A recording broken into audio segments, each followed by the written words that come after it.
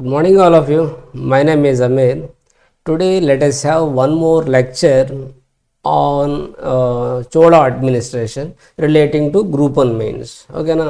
So, ఇది మనకు 2023లో అడిగిన ఒక క్వశ్చన్ అనమాట. చోళా అడ్మినిస్ట్రేషన్ మీద. జనరల్గా మనకు ఏ క్వశ్చన్ అయినా ఆన్సర్ బాగా రాస్తాం, కానీ అడ్మినిస్ట్రేషన్ వచ్చేసరికి అంత ఎఫెక్టివ్గా ప్రజెంట్ చేయలేము.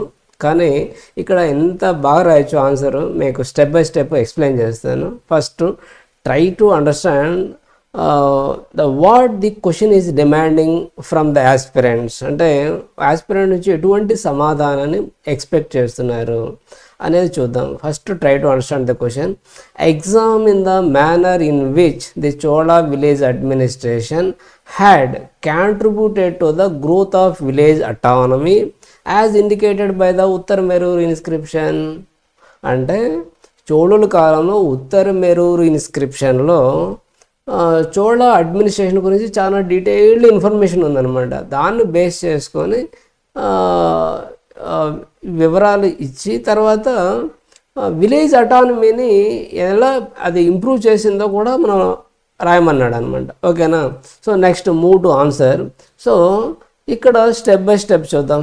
ఫస్ట్ ఇంట్రడక్షన్లో విలేజ్ సెల్ఫ్ అడ్మినిస్ట్రేషన్ అంటే ఏంటి, తర్వాత దీనికన్నా ముందు మీకు కొన్ని పాయింట్స్ చెప్తాను, అదే మీతో మాట్లాడాలనుకున్నాను. నెంబర్ 1, ఎందుకు అడ్మినిస్ట్రేషన్ గురించి క్వశ్చన్స్ ఎస్పెషల్లీ హిస్టరీలో అడ్మినిస్ట్రేషన్, ఫర్ ఎగ్జాంపుల్ ఏది శివాజీ అడ్మినిస్ట్రేషన్, మౌర్యన్ అడ్మినిస్ట్రేషన్, తర్వాత మొఘల్ అడ్మినిస్ట్రేషన్, ఏదైనా సరే అంత ఎఫెక్టివ్గా ఆన్సర్ రాయలేము. కారణం ఏంటంటే అడ్మినిస్ట్రేషన్ అనే దానికి ఎలిమెంట్స్ కొన్ని ఉంటాయి. ఏంటంటే the for most purpose of administration is social welfare, law and order, growth, ఇలాంటివన్నీ కూడా ఖచ్చితంగా అవి ఏది ప్రొవైడ్ చేశారా లేదా అనేది ఆ అడ్మినిస్ట్రేషన్ బట్టి మనం చెప్పాలన్నమాట. ఫైనలీ కంక్లూజన్లో అలా మీరు అసెస్ చేయొచ్చు అనమాట. ఓకేనా? సో ఇక్కడ విలేజ్ అటానమీ కానీ తర్వాత ఎయిమ్తో అయితే దీన్ని ఇంట్రడ్యూస్ చేశారో అది ఎంతవరకు రీచ్ అయిందో మనం చూద్దాం. ఫస్ట్ ఇక్కడ number 1, one of the most remarkable feature of South Indian polity was self sufficient villages. ఏంటంటే villages should be administered by the villagers themselves. So self government అంటే అర్థమైంది, వాళ్ళ విలేజ్ని వాళ్ళే రూల్ చేసుకోవాలి. Okay, next come to Uttaramerur inscription గురించి కొంత information. The Uttaramerur inscription furnish detailed information regarding the nature of the composition of committees, qualification of the candidates for the membership. Okay, ఇదంతా నేనేం చదవను, తర్వాత మీకు తెలుస్తుంది. అంటే ఉత్తర్ మెరూర్ ఇన్స్క్రిప్షన్లో ఏముందో ఇక్కడ ఒక మన పేరా యాడ్ చేసాం. అంటే విలేజ్ అడ్మినిస్ట్రేషన్ ఎలా చేయాలి, కమిటీస్ ఎవరు ఫామ్ చేస్తారు, ఎలక్షన్ ఎలా చేస్తారు, అంతా దాంట్లో స్టెప్ బై స్టెప్ డీటెయిల్డ్గా ఉంది అని మనం ఇక్కడ చదివామన్నమాట. ఓకేనా? సో కమిటీస్ ఉంటాయి. నెక్స్ట్ ఇక్కడ చూడండి, very important point. Chola king Parantaka 1 issued Uttaramerur inscription. అది అందరికీ తెలుసు, బట్ చాలామందికి అది ఎందుకు ఇష్యూ చేశాడో ఎవరికి తెలియదు. రీజన్ ఏంటి చెప్పునా, అప్పటికే మనకు ఉత్తర మెరూరు అనే ఒక అగ్రహార ఒక విలేజ్లో మాల్ అడ్మినిస్ట్రేషన్ ఉంటుంది అనమాట. నో ప్రాపర్ అకౌంటబిలిటీ, రెస్పాన్సిబిలిటీ, అంత అవినీతి, తర్వాత ఇలా ఎక్కువ, అంటే మాల్ అడ్మినిస్ట్రేషన్ పరిపాలన అస్తవ్యస్తం ఉంటుంది అనమాట. సో అప్పుడు the king Parantaka 1 of Chola had to interfere in the village administration. ఇక ఇలా అయితే బాగుండదు, విలేజ్ మొత్తం భ్రష్టు పట్టిపోయింది, అవినీతి పెరిగిపోయింది, లా అండ్ ఆర్డర్ లేదు, ఎవరికి నచ్చినట్టు వాళ్ళు ఉన్నారు, గొడవలు ఇవన్నీ ఉన్నాయి. సో దాన్ని సెటరేట్ చేయడానికి కొన్ని రూల్స్ ఇష్యూ చేశారనమాట. అది బ్యాక్గ్రౌండ్. లేకుంటే ఇన్ని మనము గవర్నమెంట్ చదివింటాం, చోళా తర్వాత Mughal government, Delhi Sultanate government, Vijayanagar government, ఇన్ని చదివింటాము. కానీ ఎవరు కూడా ఒక విలేజ్ని ఎలా రన్ చేయాలి అనేది ఇంత డీటెయిల్డ్గా ఇవ్వలేదంటే బికాస్ దట్ ఈస్ చోళాస్ వాళ్ళ కొంత విలేజ్ అడ్మినిస్ట్రేషన్ మీద ఫోకస్ చేశారనమాట. అందులో పరాంతక 1 మనకు కనబడుతుంది. ఓకేనా. ఇప్పుడు ఎందుకు ఇష్యూ చేశాడో ఈ పేరా రాశాం. Chola king Parantaka 1 issued Uttaramerur inscription to perfect the village administration by eliminating the corrupt elements that percolated into the village committees. విలేజ్లో అప్పటికే అవినీతి ఎక్కువైపోయింటుంది అనమాట. దాన్ని కంట్రోల్ చేయడానికి ప్రాపర్ రూల్స్ ఇష్యూ చేస్తారు. ఓకేనా. అదే విలేజ్ అడ్మినిస్ట్రేషన్ ఎలా ఉండాలి, ఎలా ఎలక్ట్ చేసుకోవాలి, వాళ్ళ పవర్స్ ఫంక్షన్స్ అంతా కూడా డీటెయిల్డ్ రూల్స్ రాస్తారు. అవన్నీ కూడా ఉత్తరమెరూరు అనే ఒక విలేజ్లో వైకుంఠ పెరుమాళ్ టెంపుల్లో ఇప్పుడు కూడా చూడొచ్చు మనం. ఆ రూల్స్ అన్నీ ఉంటాయి అన్నమాట. ఓకేనా. So this is background why Parantaka 1 issued Uttaramerur inscription అంటే ఇది బ్యాక్గ్రౌండ్. ఇప్పుడు కమ్ టు ఏం చెప్తుంది, హౌ దే వర్ ఎలక్టెడ్ అనేది ఇక్కడ ఒక పేరు యాడ్ చేద్దాం. దాన్నే కుడవోలై సిస్టమ్ అంటే ఒక చీటీల మీద నేమ్స్ రాసి అది కుండలో వేసి తర్వాత ఎవరు లాటరీ చీటీ ద్వారా నేమ్ సెలెక్ట్ చేస్తారనమాట. దాన్ని కుడవోలై. దీన్నే village was divided into 30 wards, 30 వార్డ్స్గా డివైడ్ చేసి 30 మందిని తీసుకుంటారు.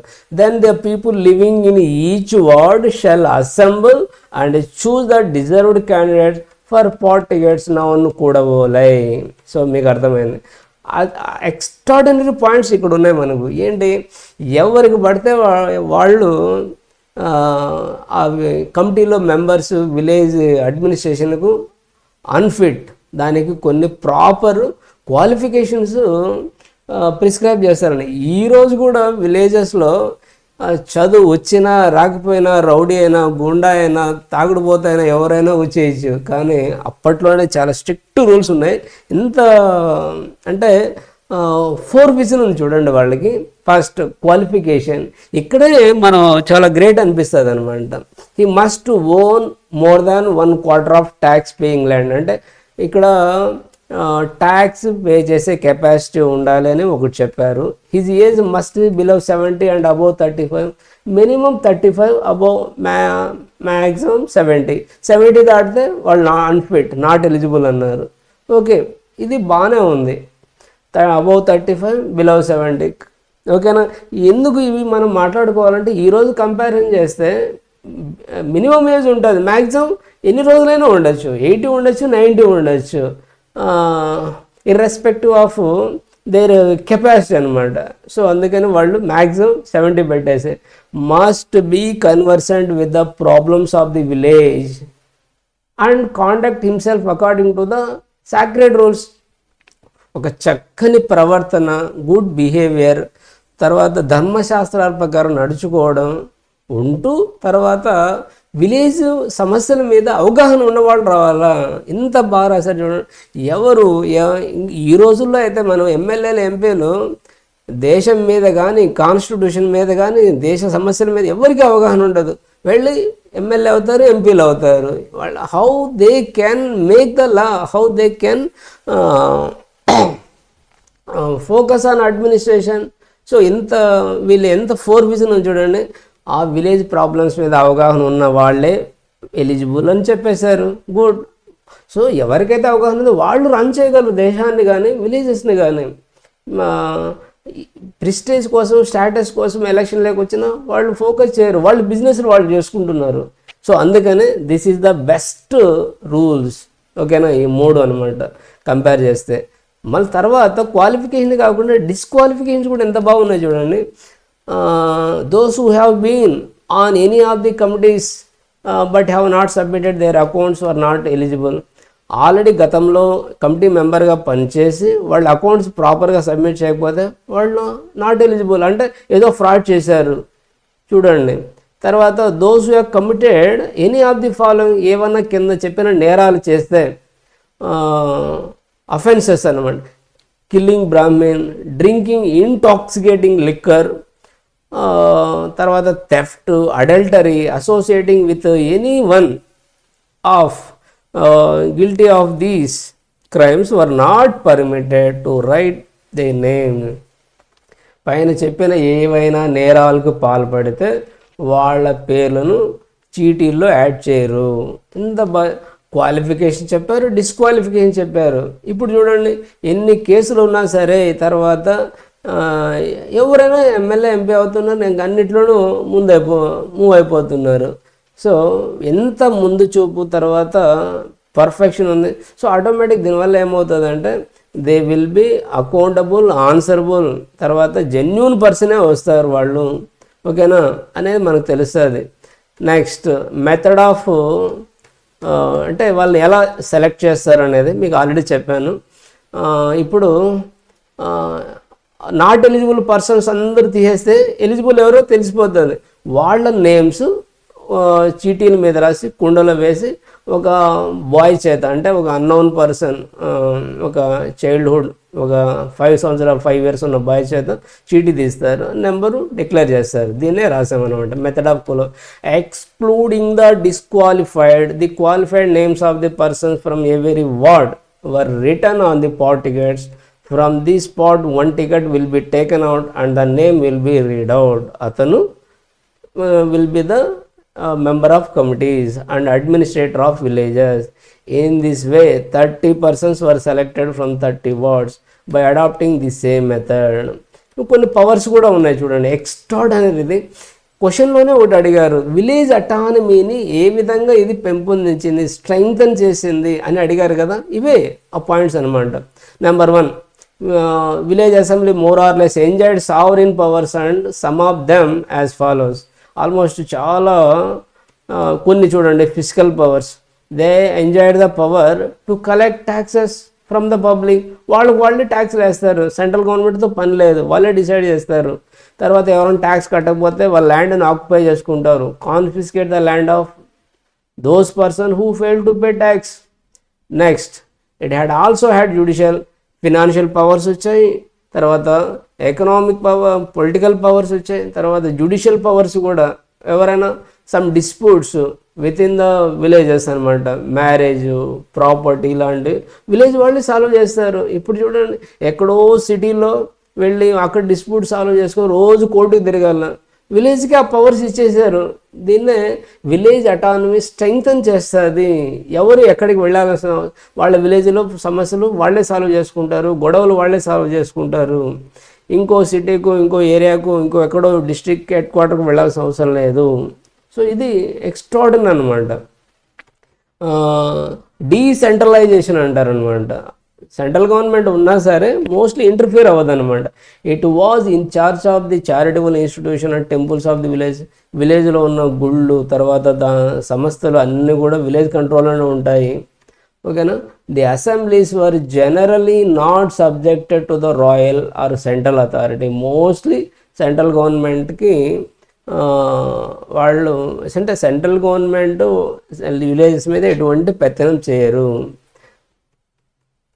Finally, the introduction of village committees clearly improved the quality of the village administration.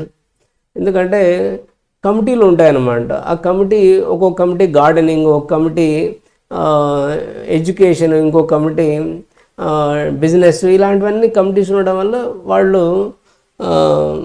Focus చేస్తారు అడ్మినిస్ట్రేషన్ మీద. Improved the quality of the village administration. Special emphasis was laid upon the economic integrity. చాలా important, అంటే ఎటువంటి అవినీతికి తావు లేకుండా పరిపాలన జరిగింది. ఎందుకంటే క్లియర్గా రూల్స్ రాశారనమాట. చాలా విజిలెన్స్ ఉంటుంది. తర్వాత అకౌంట్స్ ఎవ్రీ ఇయర్ సబ్మిట్ చేయాలి. ఇట్లాంటివి ఉంటాయి. ఒకవేళ ఫ్రాడ్ చేస్తే మళ్ళీ ఎలక్షన్కి ఉండదు. ఇట్లాంటివన్నీ ఉండడం వల్ల నీకు విలేజ్ అడ్మినిస్ట్రేషన్ చాలా పర్ఫెక్ట్ ఉందని చెప్పచ్చు అనమాట. Of the assemblies and the committees, ఇట్లా మనం దీన్ని కంక్లూజన్లో రాయొచ్చు అనమాట, ఓకేనా. సో దీనివల్ల ఏమవుతుంది, మనం ఏదైతే అనుకుంటామో ఏది అడ్మినిస్ట్రేషన్లో రెస్పాన్సిబిలిటీ, అకౌంటబిలిటీ, ఆన్సరబిలిటీ పెరిగిందని రాస్తామన్నమాట దీనివల్ల, ఓకేనా. So in this way you can write the answer for this type of questions. మీరు ఎప్పుడైనా అడ్మినిస్ట్రేషన్ అంటే సో ఇలా రాసుకోవచ్చు ఆన్సర్. ఏంటంటే the purpose of administration is transparency, accountability, answerable ఇది ఖచ్చితంగా ఉండాలి. తర్వాత పబ్లిక్ వెల్ఫేర్,